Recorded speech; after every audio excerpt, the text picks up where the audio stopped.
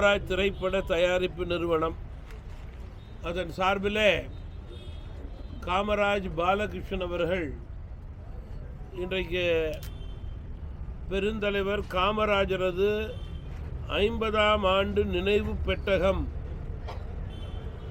என்ற பெயரிலே இன்று 50ஆம் ஆண்டு நினைவு நாளிலே அவர்கள் மறைந்த இல்லத்திலே அவர்கள் நினைவாக இன்றைக்கு காமராஜ் பாலகிருஷ்ணன் அவர்கள் பெருந்தலைவரை பற்றிய இந்த புத்தகத்தை பெருமையோடு இன்றைக்கு வெளியிட்டார்கள். வெளியிடுவதற்கான வாய்ப்பை எனக்கு அவர்கள் கொடுத்திருக்கிறார்கள். அதை பெறுவதற்கான வாய்ப்பை ஐயா விஜிபி அவர்களுக்கு கொடுத்திருக்கிறார்கள். எங்களுக்கு கிடைத்த மிகப்பெரிய பாக்கியமாக இதை நான் கருதுகிறேன்.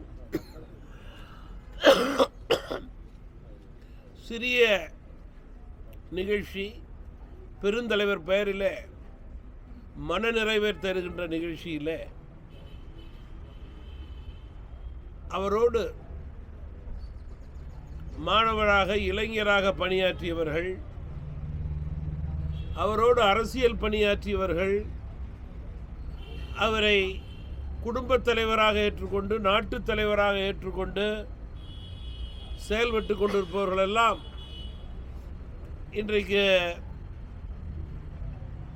இந்த சிறிய நிகழ்ச்சிக்கு வருகை புரிந்து பெருந்தலைவர் புகழுக்கு பெருமை சேர்த்திருக்கிறார்கள். இங்கு வந்திருக்கின்ற மரியாதைக்குரிய ஒவ்வொருவரும் ஒரு இயக்கத்தைச் சேர்ந்தவராக இருக்கலாம், ஒரு நிறுவனத்தைச் சேர்ந்தவராக இருக்கலாம். ஆனால் 100% பொருத்தமானவர்களாகவே இங்கே இருக்கின்ற ஒவ்வொருவரும் வந்திருக்கிறார்கள்.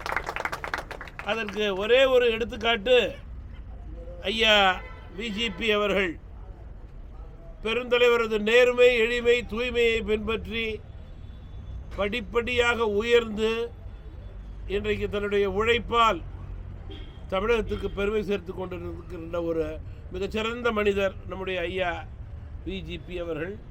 மனித நேயர் அவர்கள். பெருந்தலைவரை நெஞ்சிலே ஏந்தி தன்னுடைய பணிகளை செய்யக்கூடிய உயர்ந்த மனிதராக, பண்பாளராக இன்றைக்கு செயல்பட்டு கொண்டிருக்கிறார். பெருந்தலைவரது உற்றார் உறவினர்களில் சிலர், நண்பர்கள், நலன் விரும்பிகள் என்று பலர் இங்கே வந்திருக்கின்றோம். நம்முடைய பாலகிருஷ்ணன் பெயரே காமராஜ் பாலகிருஷ்ணன் என்று மாறிவிட்டது. அந்த அளவுக்கு பெருந்தலைவருடைய எண்ணங்களை பிரதிபலிக்க வேண்டும் என்று ஐக்கியமாகி பல கரடுமுரடான பாதைகளெல்லாம் சந்தித்து பெருந்தலைவருடைய படத்தை எடுத்தே தீருவேன், அதை வெற்றிகரமாக செயல்படுத்துவேன் என்ற எண்ணத்தின் அடிப்படையில் அதை வெற்றிகரமாக முடித்த பெருமை நம்முடைய காமராஜ் பாலகிருஷ்ணனுக்கு உண்டு. அந்த படத்தை பார்த்த பிறகுதான் இன்றைக்கு பல இளைஞர்கள் பெருந்தலைவரை பற்றி தெரிந்து கொள்ளக்கூடிய வாய்ப்பு கிடைத்திருக்கிறது என்பதை என்னால் பெருமையோடு இந்த நேரத்தில் குறிப்பிட முடியும். அப்படி நம்முடைய பாலகிருஷ்ணன் அவர்களுடைய தேசபக்தியின் காரணமாக பெருந்தலைவரது புகழுக்கு பெருமை சேர்க்கும் வேண்டும் என்பதற்காக தொடர்ந்து தேசிய தலைவருடைய எண்ணங்களை பிரதிபலித்துக் கொண்டிருக்கிறார்.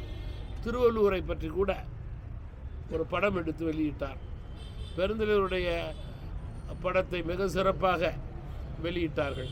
இப்படி தொடர்ந்து வருங்கால சந்ததியினருக்கு இந்த புத்தகத்திலே எழுதியிருப்பது போல பெட்டகமாக இருக்க வேண்டும் என்பதற்காக பெருந்தலைவருடைய புத்தகத்தை இன்றைக்கு வெளியிட்டிருக்கின்றார் என்றால் பெருந்தலைவர் மீது அவர்கள் வைத்திருக்கின்ற அபிமானத்திற்கு, மரியாதைக்கு, பாசத்திற்கு, அன்பிற்கு எடுத்துக்காட்டு நான் இங்கே மகிழ்வோடு தெரிவிக்க விரும்புகிறேன்.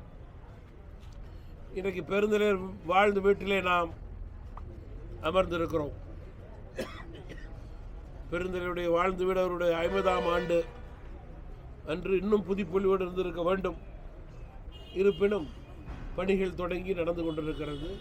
தாமதமாக இருந்தாலும் கூட பணிகள் காலக்கெடுவுக்குள் முறையாக நடந்து இங்கே வரக்கூடியவர்கள் தடையின்றி வந்து வீட்டிற்குள் சென்று பெருந்தலைவர் உயிர் நீத்த இடத்திலே அவருக்கு மரியாதை செலுத்தக்கூடிய நிலையை மீண்டும் ஏற்படுத்த வேண்டும் என்று அன்போடு கேட்டுக்கொண்டு 50ஆம் நினைவு நாளிலே பெருந்தலைவர் காமராஜருக்கு உகந்த மரியாதையை அஞ்சலியை செலுத்திய நம்முடைய காமராஜ் பாலகிருஷ்ணன் அவர்களுக்கும் அவருக்கு துணை நின்ற நலன் விரும்பிகள் அத்துணை பேருக்கும் வாழ்த்துக்களையும் பாராட்டுக்களையும் நன்றியையும் இந்த நேரத்தில் தெரிவித்து விடைபெறுகிறேன். வணக்கம். அவருடைய ஆட்சியை பொற்கால ஆட்சி என்று கூறுவோம். பெருந்தலைவருக்கு நிகர் பெருந்தலைவரே.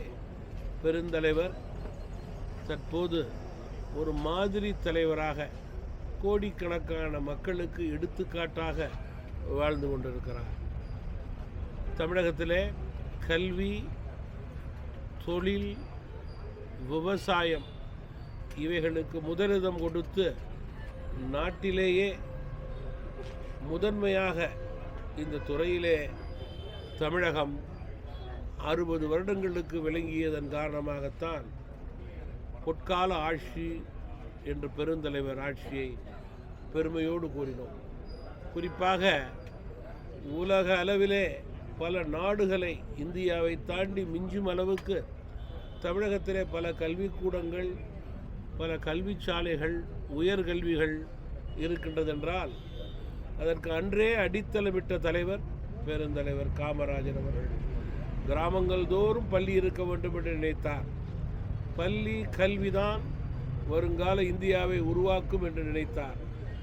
அதற்கு ஏற்றவாறு ஏழை மாணவன் படிக்க வேண்டுமென்றால் அவனுக்கு உணவு தேவை என்று மதிய உணவு திட்டத்தை கொண்டு வந்தார். படிக்கின்ற மாணவர்களுக்கு ஏழை பணக்காரன் என்ற பாகுபாடு இருக்கக்கூடாது என்று சீருடை திட்டத்தை கொண்டு வந்தார். இப்படிப்பட்ட பெருந்தலைவர் புகழுக்கு பெருமை சேர்க்கும் வகையிலே அவர்களுடைய படத்தை தயாரித்த பாலகிருஷ்ணன், காமராஜ் பாலகிருஷ்ணன் இன்றைக்கு 50ஆம் ஆண்டு நினைவிலே ஒரு புத்தகத்தை வெளியிட்டிருக்கிறார்.